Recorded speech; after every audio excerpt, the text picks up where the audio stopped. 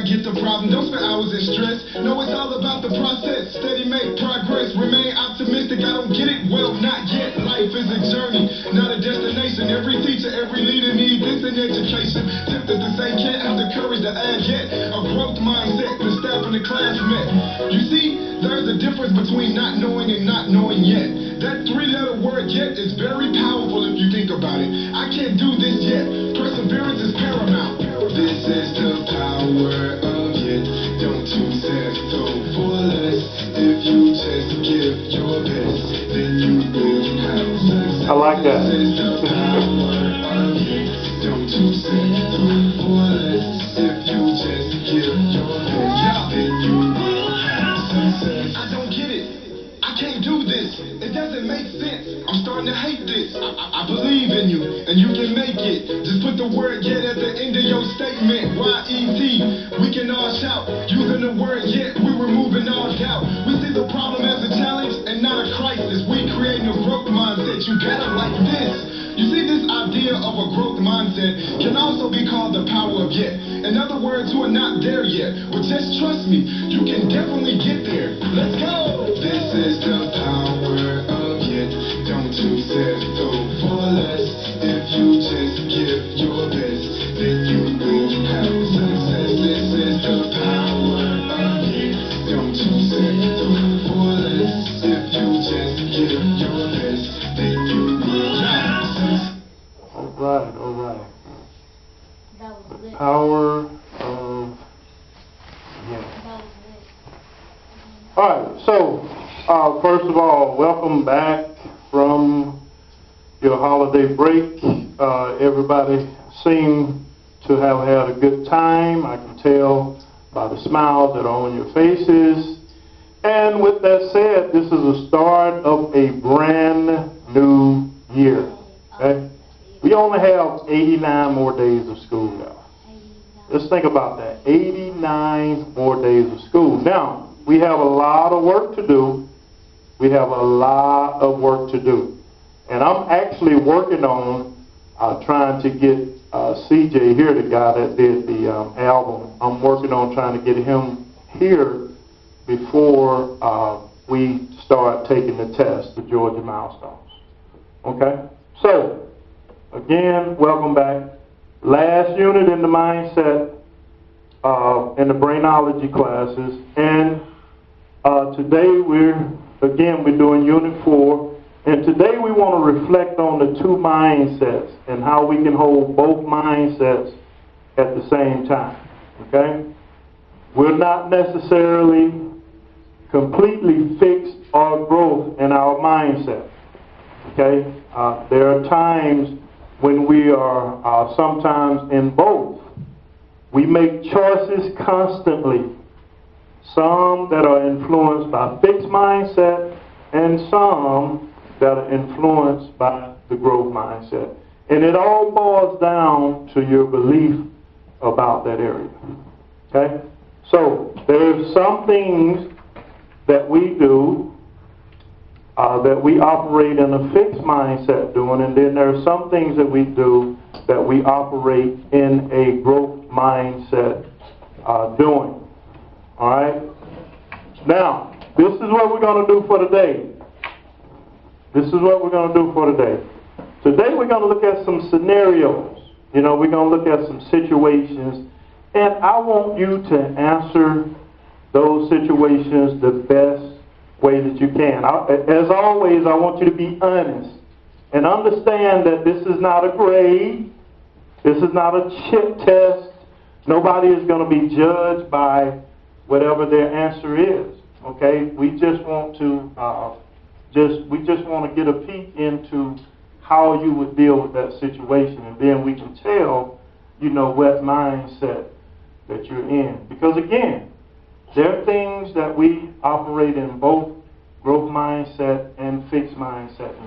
Okay? One of the things that I do, I'm growth mindset when it comes to teaching how to change our mindset. I'm growth mindset when it comes to teaching you guys how to believe that you can do great things. Okay? Because I put a lot of time and effort into that. But when it comes to editing video and stuff like that, you know, I'm fixed mindset in that. Because, you know, sometimes I want to give up because it's, you know, it's late at night at times when I'm trying to go through this edit. I see something in there and I want to take it out, you know, and it's tedious stuff that I'm really not interested in. But I know it's important because you got to have your stuff on social media in order for you to get it out to the masses, okay? But I'm fixed mindset, Caleb, when it comes to the video stuff, okay? But at the same time, when it comes to helping young people or adults change the way that they see themselves, I'm growth mindset because I dive into that and I go all the way in.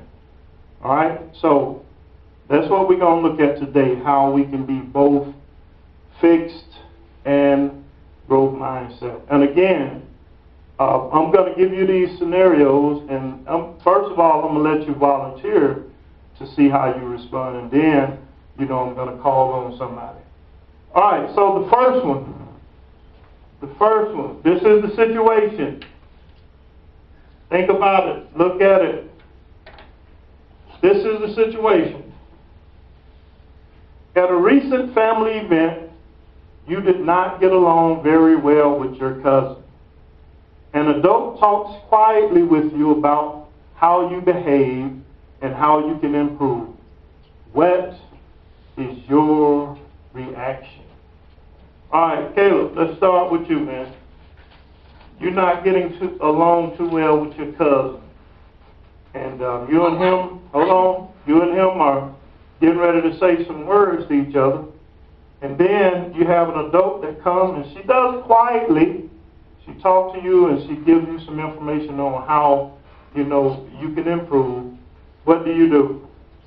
I just listen to the stuff. Like, this happens all the time with me and myself and my brother. Even though we're not cousins, we're like, it happens with ourselves and like one day my auntie, my Titi Lana, she said, hey Caleb, come here. I said okay Titi, and cause my brother cussed at me, and then he said, I know he's being weird right now, but let him be weird, and then you just do your own stuff. And then I just followed the advice. Okay, so you listen to the advice. Now, do you do that all the time, though? With me and my brother?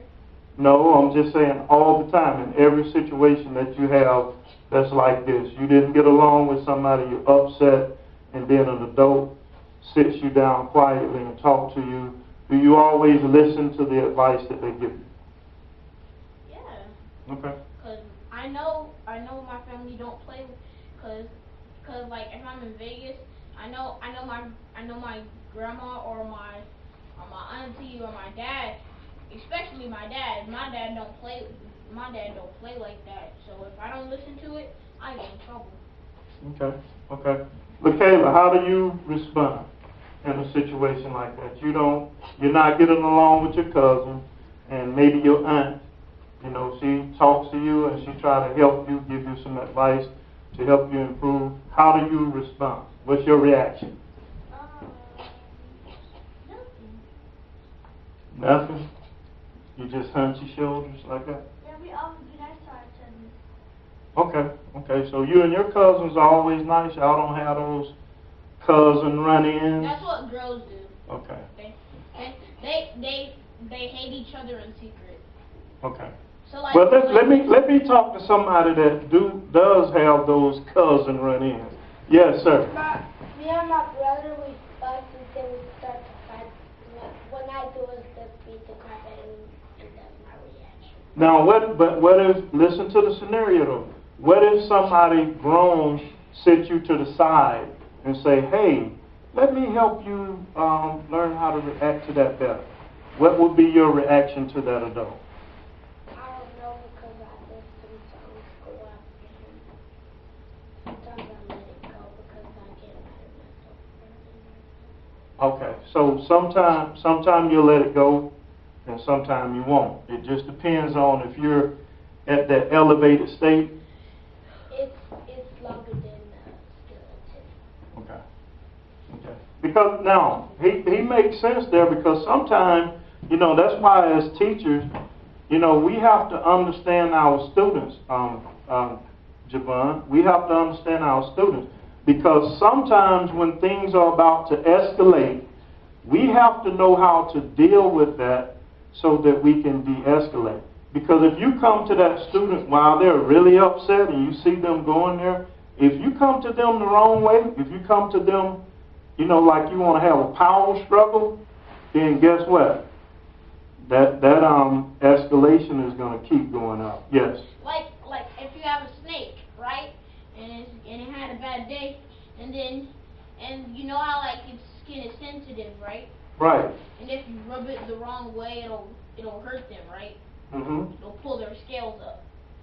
Like that's the same. So that's what I'm talking about. I'm talking about like don't pull these scales, because like if you come to a kid and you rile them up, that's technically pulling up a snake's scale. Right. Right. Absolutely. So. It's like human layer. Okay. So,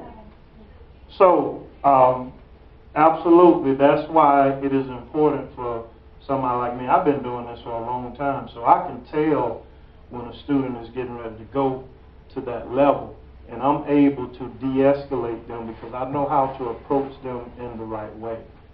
That's why we don't have students here today that's running off the campus like your IEP say you do. Because we don't let it get to that point where you feel like you have to run out. All right? And so, it just depends on what level of, escalation you're on. From what I hear from you guys, that depends on how you respond and how you react to this situation right here. But the growth mindset person will definitely accept the advice of somebody that's trying to help them get better. Okay? And that's just, being able to accept constructive criticism. Some people can't do that. A lot of young people have a hard time with that. But that's the only way we can improve, if we learn how to accept the constructive criticism of people that are trying to help us to get better. Yes? My brother, he talks back to his mom. So like if he gets in trouble, like one time he dropped the TV, and his mom started talking to him. He started talking back to her. Right. And then like it was her fault. Yeah. And yeah. then my dad got on him for doing that, and he said if you do that one more time, I'll beat your butt. And then Jordan stopped, and then I got in trouble for running out of class. Okay. All the time. Yeah. And then he said if you don't get your grades up and do good, you're gonna get in trouble too. Right. Now going back to your brother though, that's an interesting point, because that's what kids tend to do sometimes. You make a mistake, and then when somebody get on you get mad because you get mad like it's their fault that you made it's up to them. They called you to make that mistake. Okay, and that's one of the problems that we have with our younger generation. Instead of accepting responsibility and say, yes, I did it, I'm sorry, I'm so sorry, which is the easy and the right thing to do. And okay, you get less discipline when you do it that way. Yeah, but we don't do it that way. We do not want to accept the responsibility, and we blame everybody else. Let's get to the second scenario. The second one say you have a friend who is better at sports than you. Okay? You are both on the same team. He gets more playing time, and you feel he gets more attention from the coach. How do you react? Now, for some of you, because a lot of you don't believe that somebody can be better than you, so I want you to pretend. Play like somebody is better than you in sports, all right?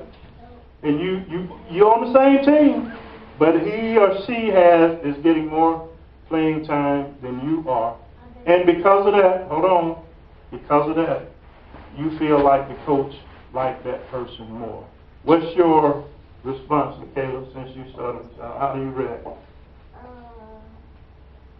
I don't care. Let me just walk away.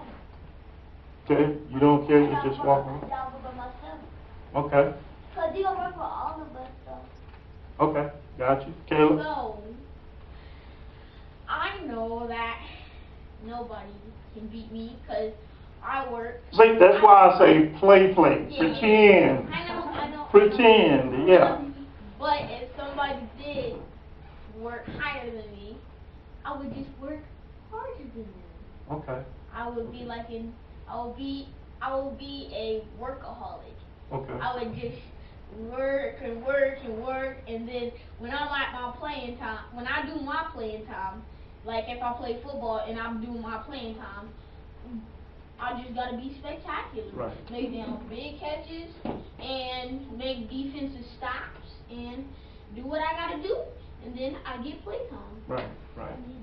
So, and I mean, that's an excellent way to look at it, because I can remember specifically 2 times when I had to, when I faced that same situation. I told you guys when I was in the 9th grade. With Rodney? Yeah, when I was in the 9th grade, you know, I knew that I was better than Rodney. I knew it in my heart.